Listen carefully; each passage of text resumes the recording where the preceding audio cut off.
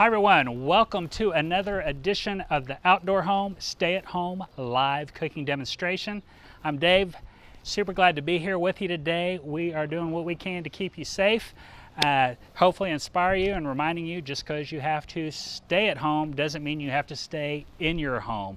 So get outside on the deck, the patio, the backyard. I hope you're cooking some great creations, whether it's your big green egg, gas grill, pellet cooker, you need lump charcoal, pellets, propane, sauces, rubs, spices, furniture, we've got you covered. Check out outdoorhome.com.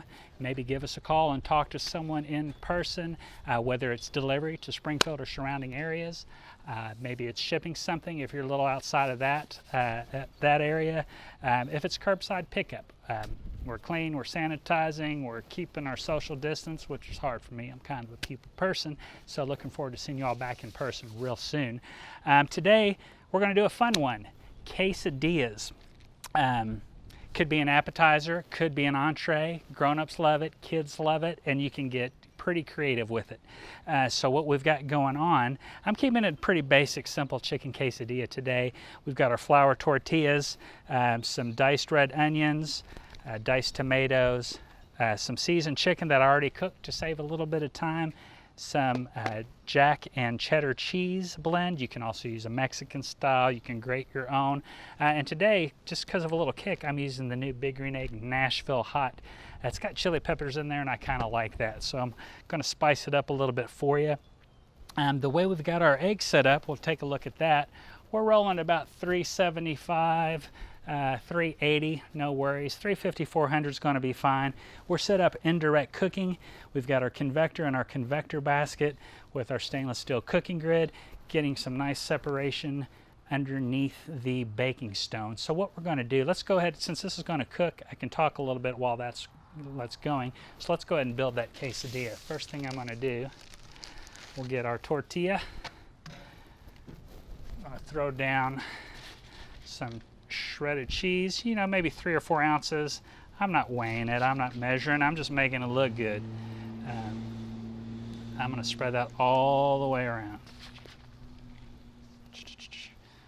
Get a nice even spread. That's going to melt very good.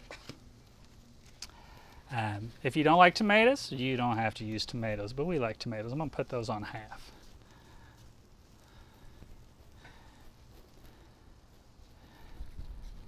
It's about a tablespoon, maybe 2 tablespoons. Diced tomatoes, diced red onions are always tasty. If you wanted some pickled jalapenos, you could chop them up nice and fine. We'll get our chicken on here. Like I said, maybe 3 or 4 ounces of diced chicken. And I'm only putting this on half because I'm going to fold this over. And now that I think about it, that's not nearly enough cheese. So we're just going to go ahead and take care of that.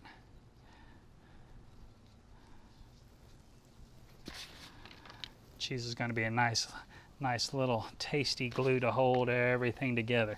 And if you're really feeling frisky, go ahead and give it a little shaky shake of some more of that seasoning on there. We like a little spice in our lives at my house. So there we go. Not in my eye though. I'm going to go ahead and shut that down.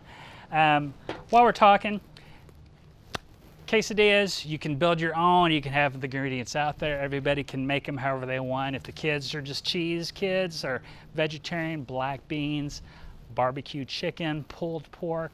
Imagine that with some pulled pork or some chicken and some barbecue sauce, some red onions, you name it. Do it how you want to do it.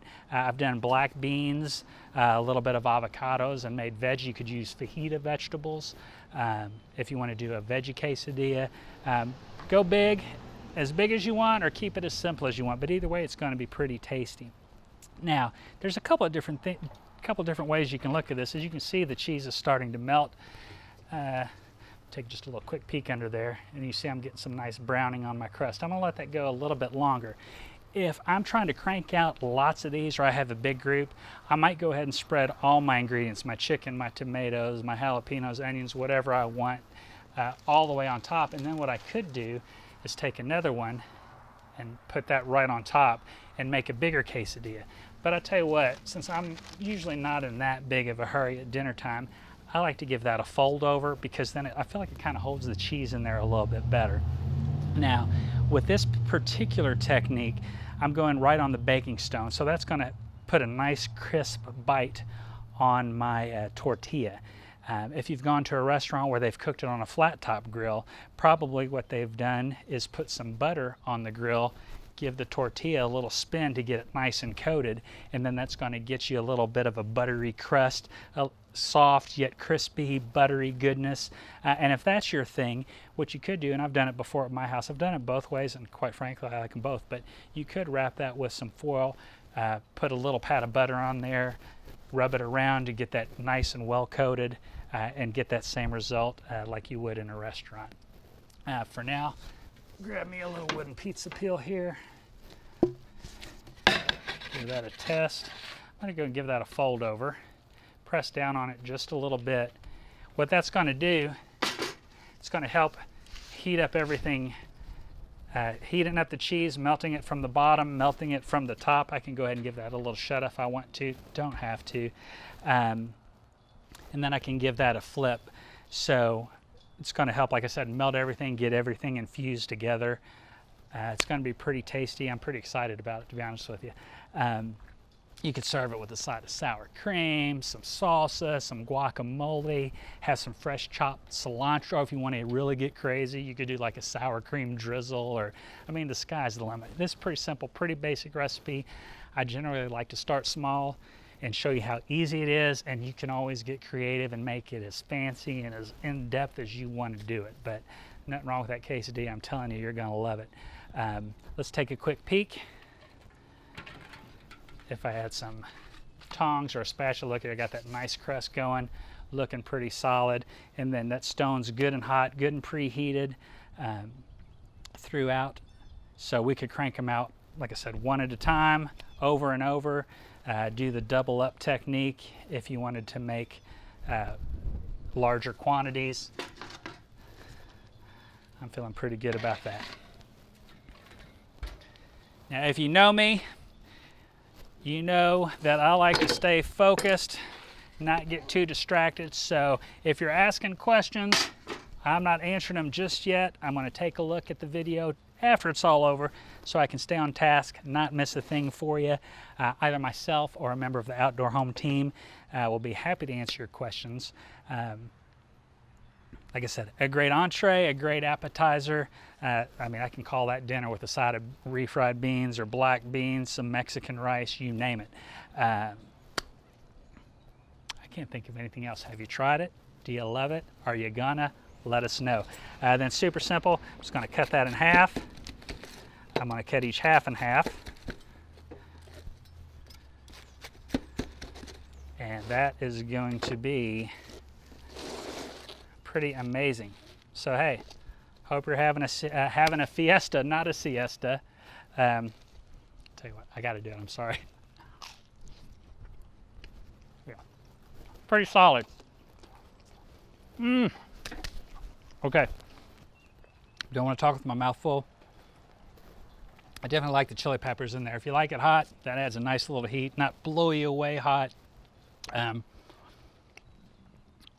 Very good. You got questions, we got answers. Give us a call, drop some comments, some success stories, some photos in the comment section. We'd love to hear from you. Be on the lookout for our next video. Again, 30 days of 1 o'clock live cooking demonstrations. Thanks for joining us, and we will see you next time.